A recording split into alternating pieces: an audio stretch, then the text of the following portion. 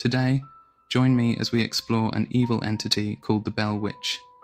This spirit terrorized the Bell family for years, driving them to the edge of despair and beyond. Welcome to You Should Be Scared. I'm your host, Robbie Davis, and this is the tale of the Bell Witch. This demonic presence left a trail of death and devastation in its wake. Did the Bell family triumph over this evil, or were they consumed by it? Let's find out, shall we? Imagine the American frontier in the early 1800s. Picture dense forests, shadows stretching long with the setting sun. Life was harsh, death a constant companion. Stories of the supernatural flourished. People relied on superstition and folklore to explain the unexplainable. The world was full of mystery, often bleeding into fear. The unknown held power, and in the dead of night, anything seemed possible. Imagine sitting around a crackling fire, sharing stories of restless spirits. These tales became ingrained in their lives, a reminder of the thin line between the living and the dead. The Bell family, living on the edge of civilization, would have known these stories well.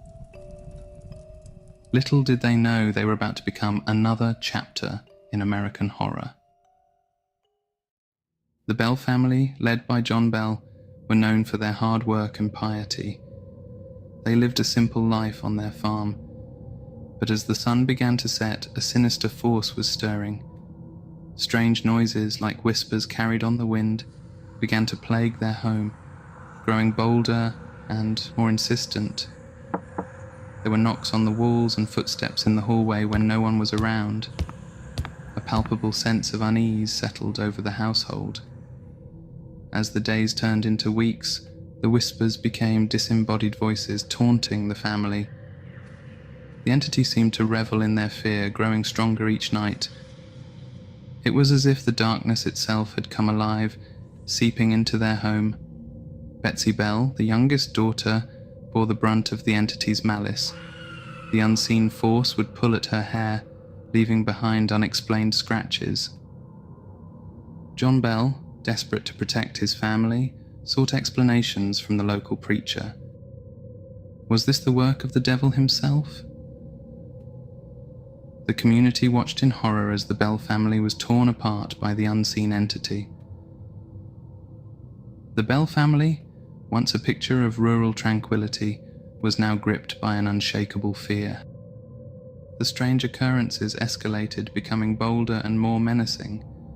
It was no longer just whispers and shadows. Something was moving through their home, something unseen but undeniably present. One minute, a rocking chair sat still. The next, it was swaying gently, as if pushed by an invisible hand. Doors slammed shut on their own.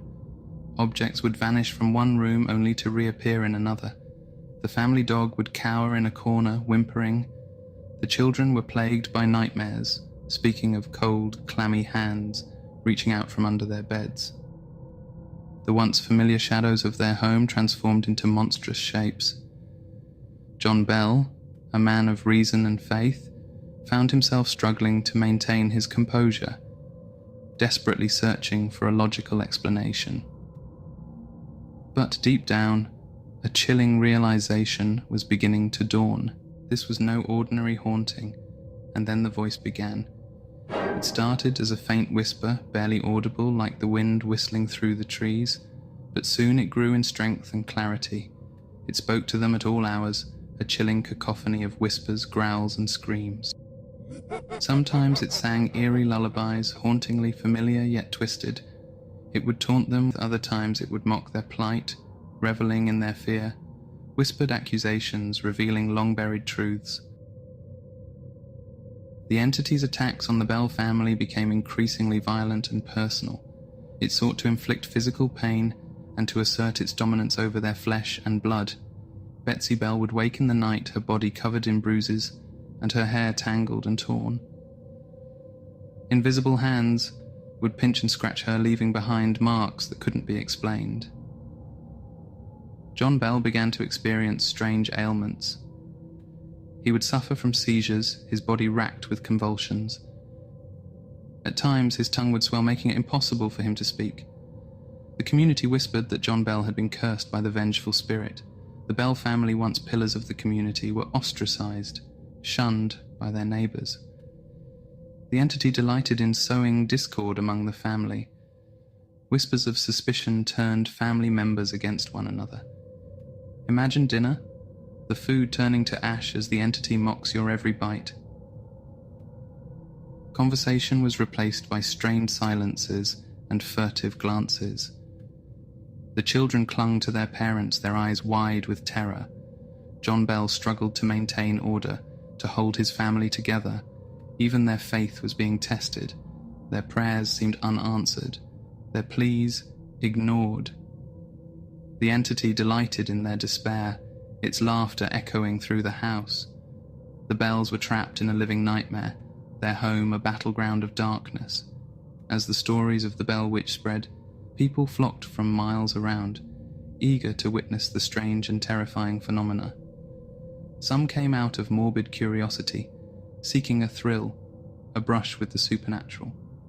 Imagine standing on the outskirts of the Bell property, the air thick with anticipation.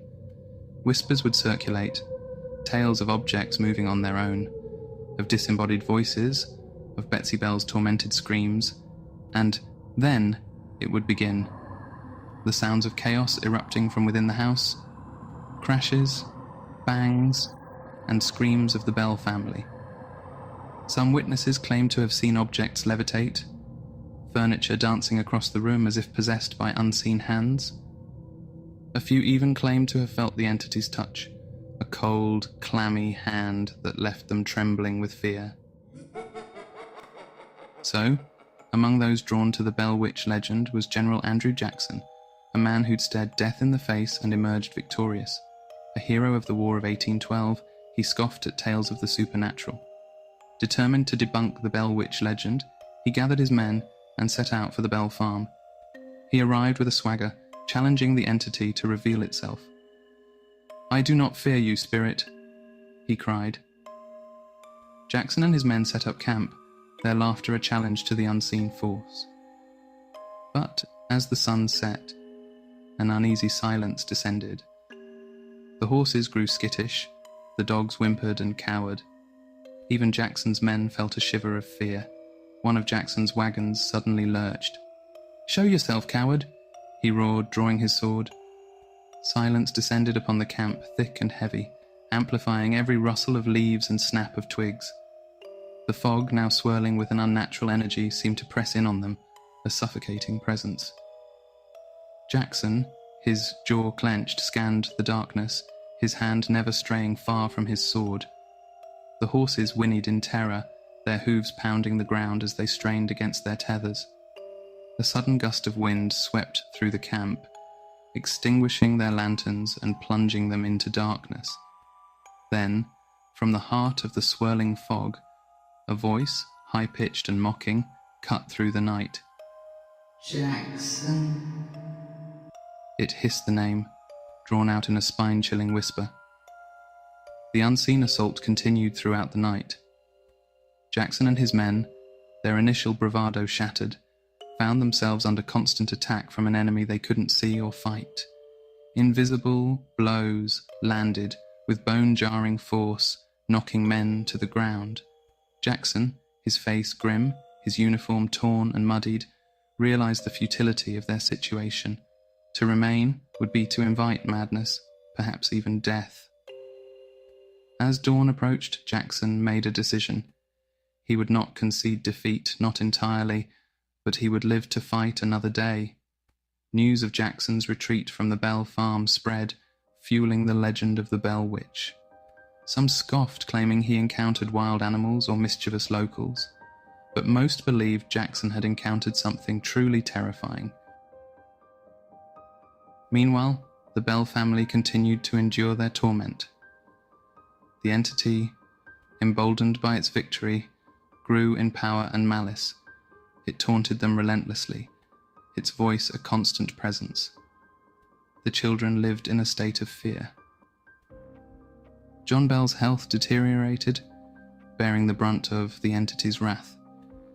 His seizures grew more frequent and more severe. He suffered from bouts of paralysis. His voice was reduced to a raspy whisper. The community watched as the Bell family crumbled. The Bell family had become a symbol of the power of the unknown.